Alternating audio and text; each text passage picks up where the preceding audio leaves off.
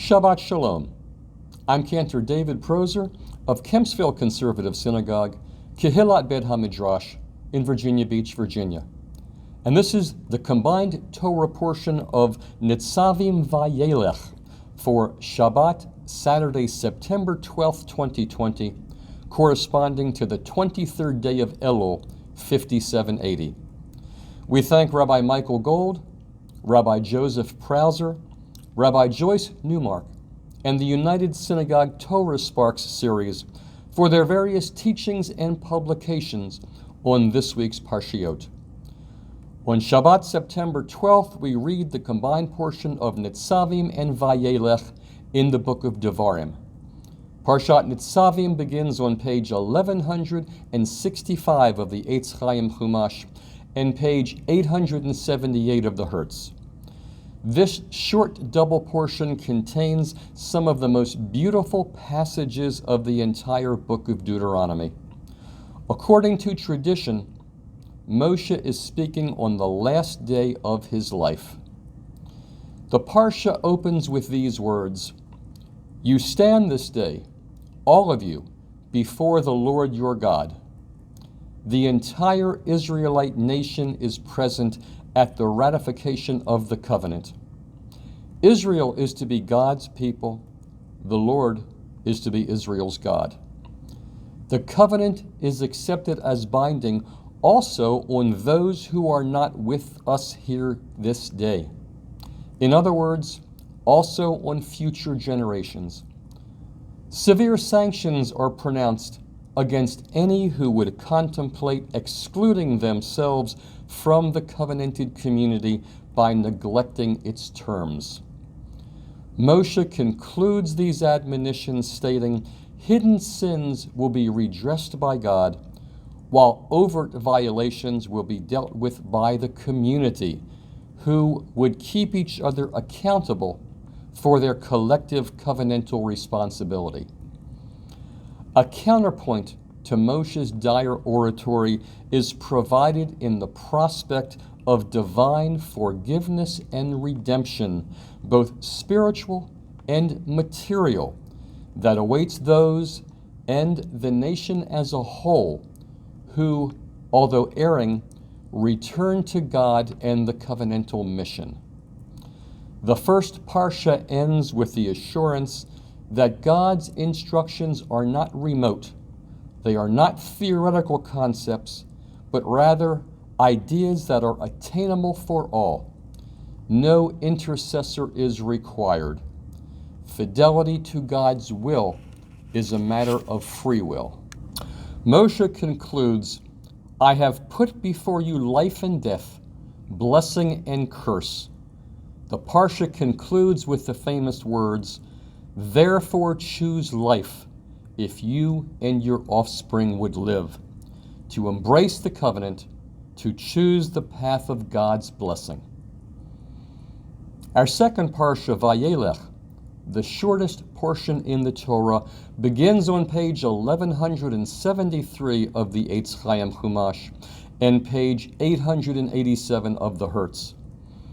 It opens with Moshe, noting that he is now 120 years old and unable to come and go as he used to, preparing his people for national continuity following his death. The Israelites need not fear. God will champion their cause, and they will conquer the Canaanites just as they have already conquered the Amorites. God reveals, though, that Israel will go astray after Moshe's death. Moshe writes down God's teaching, most likely the Deuteronomic law, and delivers it to the priests. They are instructed to read the teaching to the assembled people every 7 years during Sukkot. This will indoctrinate future generations who, unlike the generation of the Exodus, did not experience God's redemption and miracles directly. This will also allow them to learn devotion to God and to embrace the covenant anew. God also has Moshe write out a poetic message urging Israel to faithfulness. This poem is to be taught to the Israelites, and the nation is assembled for this very purpose. Yehoshua, Joshua, is formally charged by his prophetic predecessor in the sight of all Israel. Chazak ve'ematz, be strong and resolute, is the charge that Moshe gives to Joshua. While the biblical text is somewhat ambiguous and subject to divergent readings, Moshe's written record of God's teaching is placed beside the Ark of the Covenant for future consultation and testimony. From God's command to Moshe to write this song, the rabbis derive the final mitzvah of the Torah, for every Jew to write a Sefer Torah. The poem itself, comprising Parshat Ha'azinu, is introduced with the final verse of Parshat VaYELECH, a covenantal cliffhanger. The Haftorah for this Shabbat is from the book of Isaiah, chapter 61, verse 10 to chapter 63, verse 9, beginning on page 1180 of the Eitz Chaim Chumash and page 883 of the Hertz. For the past 6 weeks, we've seen a pattern of the Haftorot not being connected to each week's Torah Parsha by theme. Instead, we've been reading a series of prophetic readings from the book of Isaiah, known as the Haftorot of Consolation, that follow Tisha B'Av and lead up to Rosh Hashanah. With this week's Haftorah, we conclude the 7th and last of this series.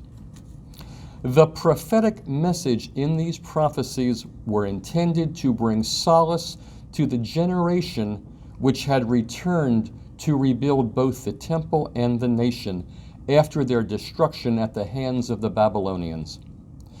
The prophet's message helps them to triumph over their despair.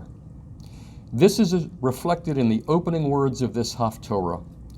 I will surely rejoice in the Lord. My soul will be joyful to my God. The Haftorah develops through a series of speeches that move from hopeful anticipation to thanksgiving. Imagery of garments is utilized to show a shift from hope to victory. Some of these passages have been included in the Friday night Kabbalat Shabbat poem, Lecha Dodi.